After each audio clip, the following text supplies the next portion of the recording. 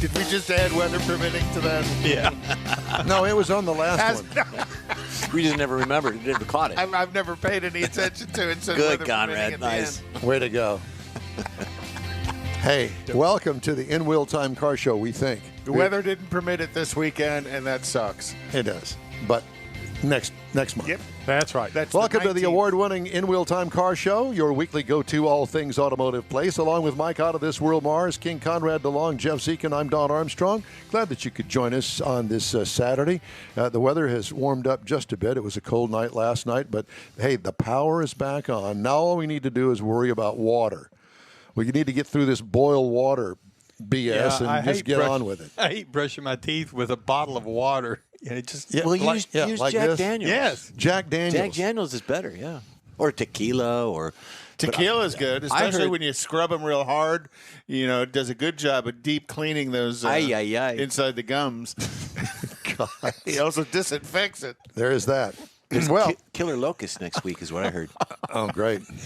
Well, we have our good friend with Apex Autoworks, Richard Tomlin, on the line with us. Richard, good morning to you, sir. Good morning. How are you all doing? Well, we're fine, thank you for asking.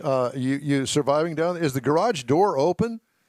No, that's just the bright Texas sun coming through the windows. It is absolutely amazing outside this morning. It is actually pretty nice, especially if you get in the sun.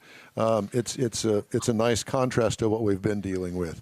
So we wanted to talk to you today, along with all of the other things that we normally talk to you about, is cold weather and race cars.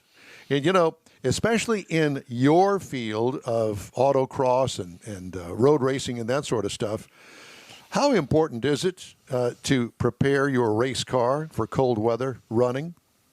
For running it is a lot of events were actually canceled. Just too cold. Most of our tires are not made to run in this temperature. You'll see some of the dirt track guys do that, but we don't play a lot with the dirt track. Drag guys will do it, but they run them up temperature really quick. The issue with the road race tires, you can't keep it warm. So what you see most of us road race people do is we grab our cars, we put them in the enclosed trailer, put a couple lights in there, turn them on, keep the heat up in the enclosed trailer. But this experience we had in Houston just now is the coldest we've been in a long time. And most of our race series require us to run only water. So you've got no antifreeze. So now your actual freezing point is much less. And that the reason you have to run pure water is that antifreeze gets a little slick if it gets on the road. So it's hard to get it off. You know, so it's extremely slick. It's about safety. Yep. So that's the challenge we had. And I mean, giving an example, at our shop, we had 13 cars that were pure water. So we had to drain water out of all those and then drain the engines of water so that we didn't have to worry about anything freezing up internally, or to the level that if it did freeze, we weren't worried about it popping freeze plugs out or radiators.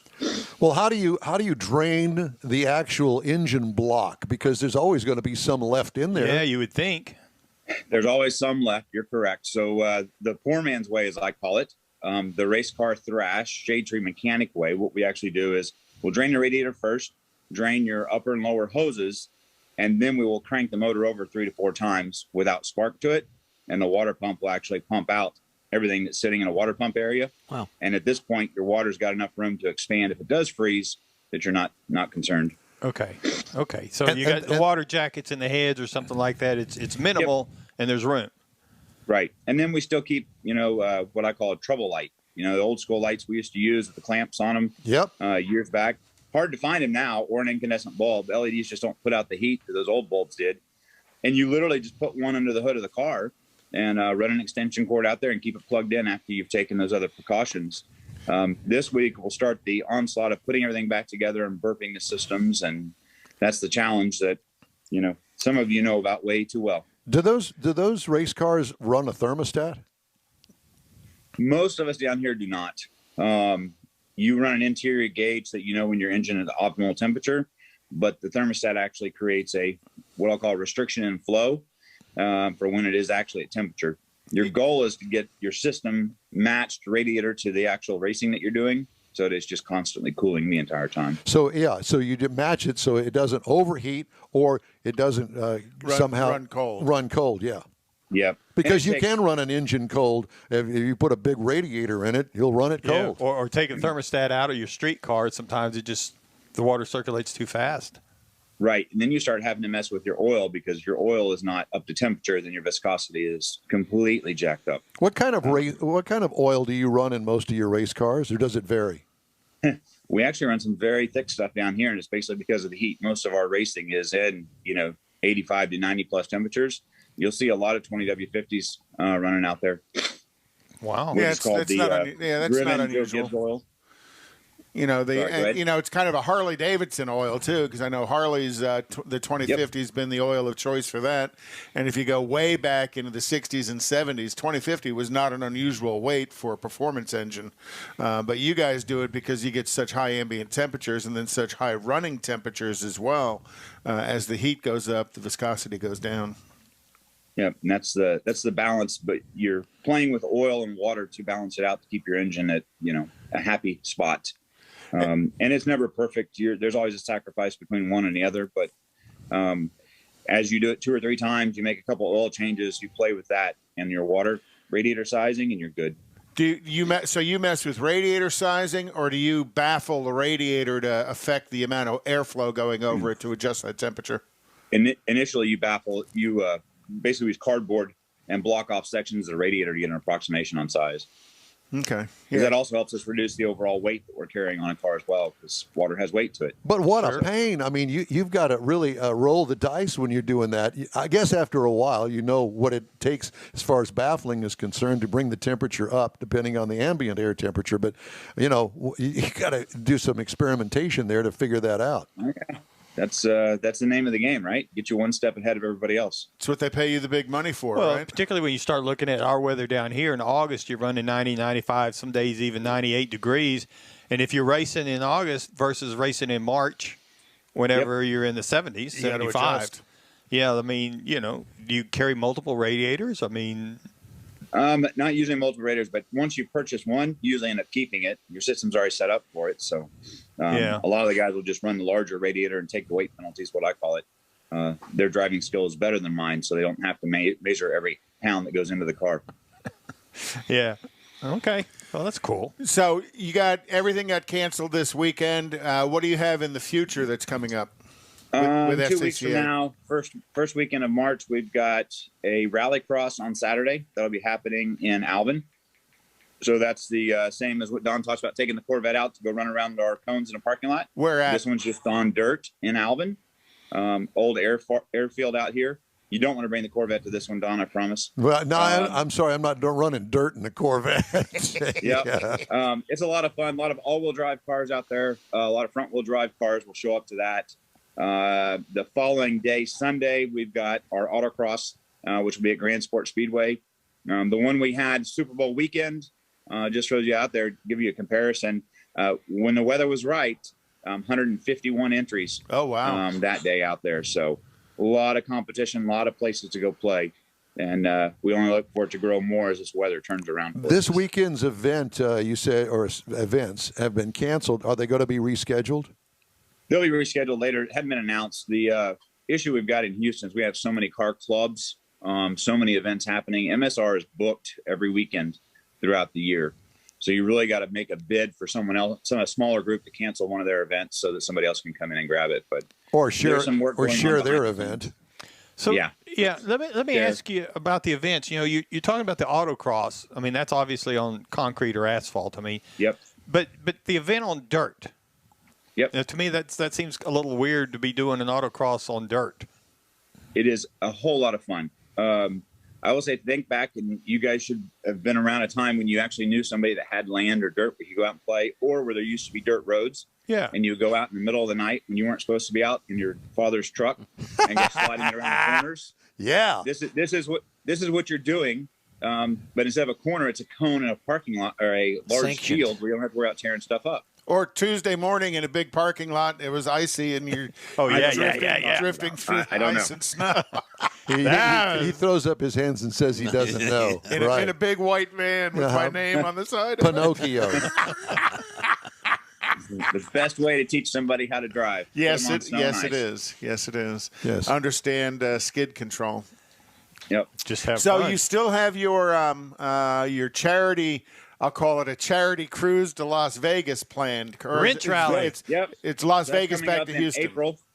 Coming up in April from Houston to Las Vegas. We looks like we are working with Lone Survivor Foundation. Oh wow! This is a veteran organization out of Galveston. As soon as I get some more confirmations from them this week, I'll get with you guys and we'll sit down with them and have a chat. But it's a lot of housing, a lot of PTSD treatment center for these guys down in Galveston, helping with housing, living expenses. So that's where we're going to put our efforts on this next event and see what we can do from there. Is that the Chris Kyle? Nope, not Chris Kyle. Different one. Different one. Similar situation, similar motivations. Yeah, and There's a lot of that goes on. And the rally is actually in April? April, let's see, it's 8th, 9th, 10th. You still have room for people to join? Yeah, we've capped it at 30 teams this time. The teams will also be 4-person teams, so you may not have to just ride with just you and Mars. You could actually put 4 people in the vehicle. It helps with driver changeouts. It helps with the fatigue and a little bit more of friendship and camaraderie throughout the trip. And the rules are, what's the price range of car? The price range, if you're donating the car, we've removed the cap. If you're donating the car. If you're not donating the car, we're going to keep you at $1,500. Yowzers. So everybody get out there and scope the Facebook Marketplace and Craigslist. We did have one. We had one picked up already that was a 2005, was it GMC XL or something like that? It looked like a Suburban to me. $1,400, bought it in Baytown and drove it home. Put a little bit of water antifreeze in it. Been driving it to and from work for the last week. Trying to get ready. Yeah, making sure it's good to go. I mean, it's what? Yeah. It's like 2,200, 2,300 miles from here to Vegas? Yeah, 2,150, I think is what we came up with on the route we're going. Yeah. Down the Hoopty Highway. And what kind of time frame are you looking at for that? 2 days. This one's going to be 2 full days of driving, and then the last day will be a half day. Okay. And then we'll be meeting at a casino in Vegas that looks to be a sponsor of the series as well. Oh, nice. So this could really turn out to be a whole lot of fun this time. So is that already put together on that casino sponsorship? The paperwork is not signed, but we are working the deal pretty actively. Okay, so you don't want to name who they are just yet. Not just yet. Okay. No. Let's get some stuff. Well, we'll signed have you first. back on after you sign them and let everybody know who it is. So the way it would Yeah, work. we got to get you guys out there this time. Well, get you guys on the road. That's playing what I'm with us. thinking. That's what I'm thinking. So the I guess so. You leave on the 8th or leave on the 9th? Yeah, I got to We'll leave be on the leaving 8th. on the Friday morning, which I want to say is the 8th. That morning, basically, we'll roll out about 7 a.m., 7:30. Will be the release time, and you will drive until designated point, which will probably be 7 o'clock, 6 o'clock Friday night. We'll stay the night there in a hotel. Yeah, Get El the next Paso. morning, same thing. Leave Yeah, at that's 7. good. Well, yeah, that's what I was going to say. You might make El Paso, Las Cruces. You might make El Paso. No, you'll make El Paso. Well, you got to remember, we're defining the route. So, Yeah, you that may not be. going the way That's you not think you're straight going. down here in State 10. Oh, well. It's maybe- all a surprise. That's the best part is, a lot of this, you Fort as the Stockton, participant I can see. find out what's going on as you show up. So people are going to be going whatever way that you want them to, except Don Correct. Armstrong will go the way that he wants to, but end up at the Yep. same place. Exactly. Yeah, he'll be sitting at That's the your choice. casino waiting on us, is what he's saying. And day 2. Somebody jumps on a plane and flies out. There you go. That's right. And rents a hoopty out there in Las Vegas. This is mine. Here it is. and then donate the I rental win. car. Donate the rental car. Yeah. Yeah, the police are looking for this car, sir. Oh, they are. I'm sorry. Yeah, it's in. Well, you've got the waypoints is what we call it. So we'll have historic events along the way that you have to, historic sites or points of interest where you actually have to go in, or imagine a scavenger hunt or what we used to call the gimmick rally. That's what we tie this thing into. So wife and I will be making a trip probably next week and a half, 2 weeks to make the entire drive out there. That's when we'll set up all the riddles and gimmicks along the way, so that when you guys get to actually drive it, you will be entertained and occupied. So now that first day, that first 12-hour day, now you're back to Midland, Odessa because it's going to take you so long to get to there. Well, I think Midland, Odessa is a little out of the route range there. I think. Well, I'm thinking more along the lines of, some of the things that you have to collect along the way. There needs to be a special Don Armstrong kind of way to go, and that way you just collect a rock from this point to this point, point, and that point, just rocks along the way. It seems to me that it's like taking a day drive with your wife anyways. You're stopping at all these little places to buy tchotchkes that you don't want to go. Souvenirs and, let's look at a candle. We're working on the Chaparral Museum being one of the stops as well. So you are going to go through the Midland area. So Midland area, there's your clue. Midland is part of it. Oh, that'll be a cool stop, though. Get a picture with George Bush. I have chased them about coming on the show, and all I hear are the air conditioning running in the background. Legends in our sport for sure. Yeah. Very much. There used to be a car club out there that had their event there at that facility. Well, and, what's the lady from Alaska that ran for president? Sarah Palin. Sarah Palin even came down to it. They actually get that one Saturday a year. They get one of the cars out and crank it up and stuff. So she changed her name to Johnny Horton, didn't she? Yeah, north to Alaska. Oh gosh. Hey, Don, real quick on the collecting of things. What we actually use, we use an app called Roadster app, which is a car app. Imagine Facebook for cars, and we have a group set up inside of that. So when you go to do something, like one of the things is get a picture of the Nevada state line sign when you go into Nevada. You take a picture of the sign with yourself in it, and you post it to the group. Each one of these pictures earns points, so you can keep up with how many points the other teams have and what you need to be doing to get your points back. So the ringer on my team is going to be an expert at Photoshop, is what you're saying. George Skelton, we need you. We created a few things to help with that. GPS targeting helps a lot. We need a picture of Bernie in his mittens. Bernie's the anchor driver. Oh, Lord, yeah, absolutely. See, you need us along not only just for the entertainment part, but we can come up with all sorts of oddities to get along the way. I think Richard knows that. We'll plan next year's for you. That's the reason he's going to figure out what he wants people to get, not leave it up to us. And he won't give it to us until when we leave the starting line. Yeah. So there's no planning. Yeah. Well, because we got your number. We know where it's all coming from. Well, I was on your the app for Seattle to Houston, and it's comical listening to and watching all the things everybody's saying to each other, as well as kind of the before the event piece about, I found this car. I drove like 30 feet, and I had to dump it and go get another one. Yep. It was really entertaining. It was a lot of fun. We had a team that actually, Angelica, they lost a motor in a diesel. Wasn't 10 minutes from where they'd actually purchased the car, and it threw a rod. Yeah, that's the one I'm talking about. I thought that was just hilarious.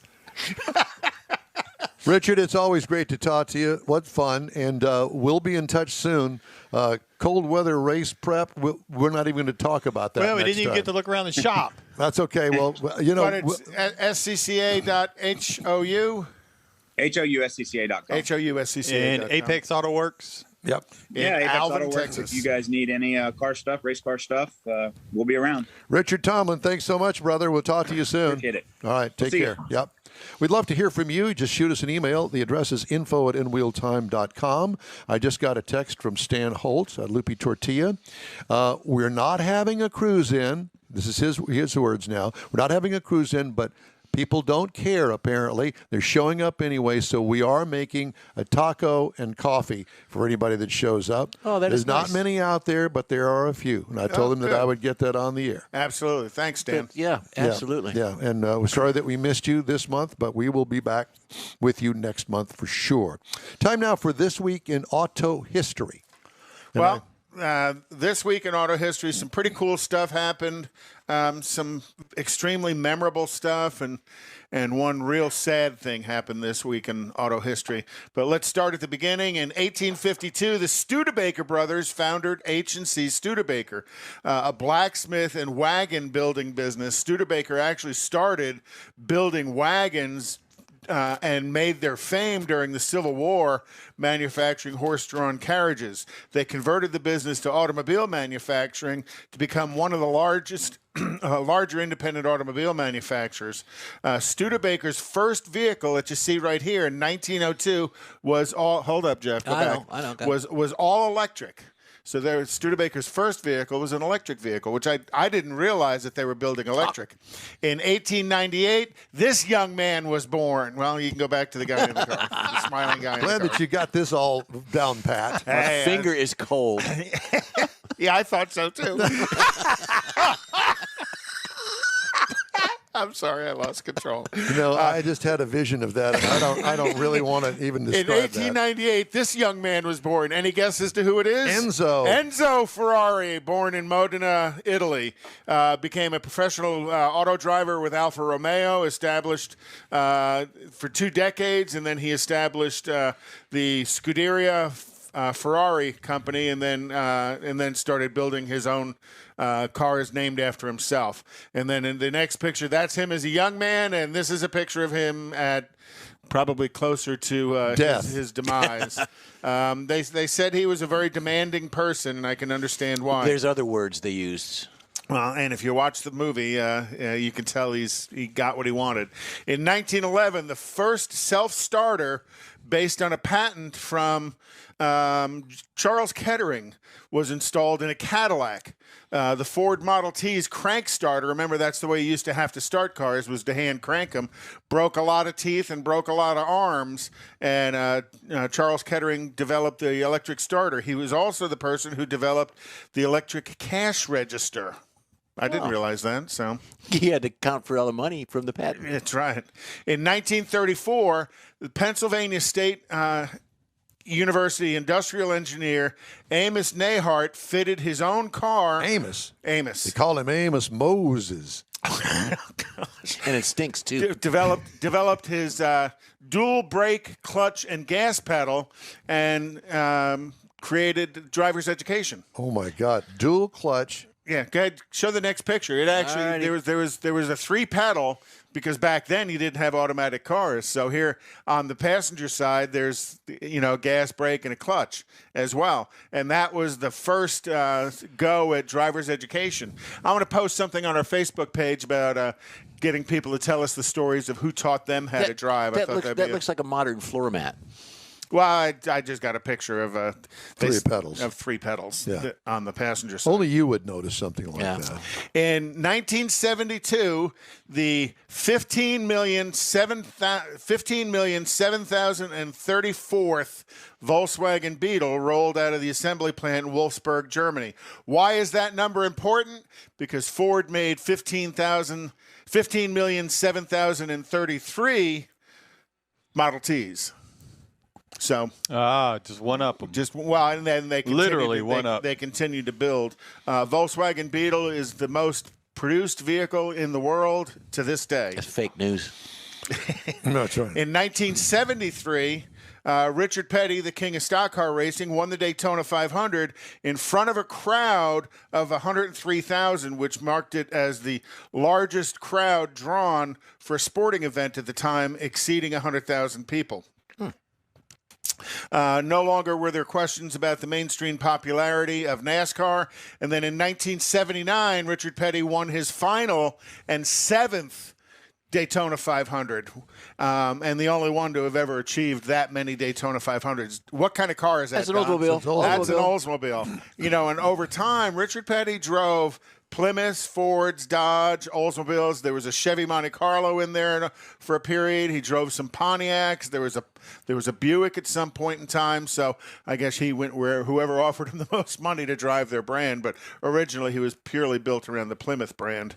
In 1997, this week, 25-year-old Jeff Gordon won his first Daytona 500, and they were all Hendricks. So Gordon was first, Terry Labonte was second, and Ricky Craven was third. It's Texas Terry Labonte. Yeah, Texas Terry Labonte. We need to figure out how to have him on the show.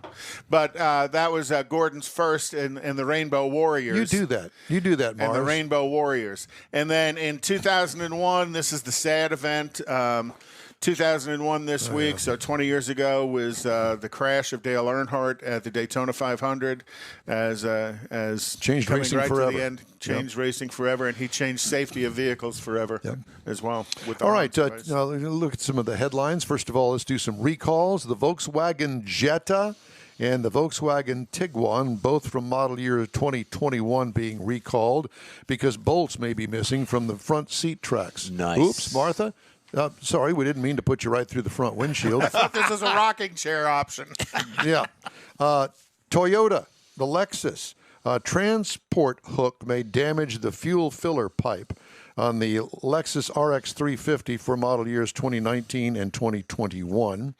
Output shafts may break on BMW 530i, 540i, and 740Li in the 20 and 21 model years. And finally, General Motors has said, okay, you keep bugging us about the dang front airbags, we'll replace them. So now everything, well, let me just show you. Since you can see all of the brands that GM has recalled. So there they all, brands and models. There's 2 pages of them from every brand that General Motors makes. So go to safercar.gov and put in your VIN number, which you can find on your insurance card, and it will tell you what to do to bring it in to the dealer. Mercedes-Benz dashboard may impair passenger airbag deployment. Mercedes-Benz AMG GLE 53, 350, 450, and S450, and the 20 and 21 model years. So you heard Ford issued a recall of 140,000 Ford Rangers because they lost 45 airbags in inventory that were recalled that they didn't pull off the shelf. And as they were sent out to fix the recall, those 45 are mixed in there somewhere. So they're going to have to look at 140,000 vehicles to find those 45 bags. Oh, wow. Oops. Takata. Can you say idiot? Takata has cost so much money. I've got other words. Well, they're not even in business anymore. No. But still, it's cost so much money for so many people. Yeah. And lives, too, Yeah, there is that. All right. Time now for a quick break, and we will be back with more of the In Wheel Time Car Show after this. If you're in charge of your company's small, medium, or large business anywhere in the U.S., let the On Hold Company help you retain customers and promote your business on your telephone system. Promote special sales or company info when placed on hold. The On Hold Company provides custom on-hold messages with professional male or female voices, licensed background music with no long-term contract, no monthly recurring bill, and updates your messages as needed. Call the On Hold Company at 713-223-HOLD or go to onhold.net. Tailpipes and Tacos is Houston's premier cruise-in, and you're invited to join in. Whether you're a cruiser or spectator, Tailpipes and Tacos is the place to enjoy made-to-order breakfast tacos, fresh coffee, and mingle with Houston's fun car people. Mark your calendar for Saturday, March 20th for Tailpipes and Tacos at the Lupi Tortilla Mexican Restaurant in Katy, 8 a.m. to 11 a.m. Tailpipes and Tacos is free, and everyone is invited. You'll see collector cars, hot rods, customs, magnificent originals, and resto-mods, all at one location. Cars from all over Southeast Texas cruise in and show off in a friends and family event at the Lupi Tortilla Mexican Restaurant on the Grand Parkway at Kingsland Boulevard, just south of I-10 in Katy. Drag racer, car enthusiast, and Lupi founder Stan Holt brings you Houston's hottest cruise in, Tailpipes and Tacos, Saturday, March 20th, 8 a.m. to 11 a.m. at Lupi's in Katy. The In Wheel Time Car Show will be there too. Get your ride ready and we'll see you at the Tailpipes and Tacos Saturday morning cruise in, March 20th, 8 to 11 a.m. at Lupi's in Katy, weather permitting. And by the way, just in case you're wondering, today's show was canceled. There are some cars out there, and if you have a penchant to get out there, go. Stan's got tacos and coffee ready for you. Is your business or company looking to stand out in a crowded advertising market? Looking to reach the real auto enthusiast? Well, you found it. You're listening or watching In Wheel Time, and so are your fellow enthusiasts. The In Wheel Time Car Show now reaches 500,000, and we can put together a marketing plan that will engage them in your product, business, or service. To get the tires rolling, just shoot us an email to our marketing director, Jeff Zekin.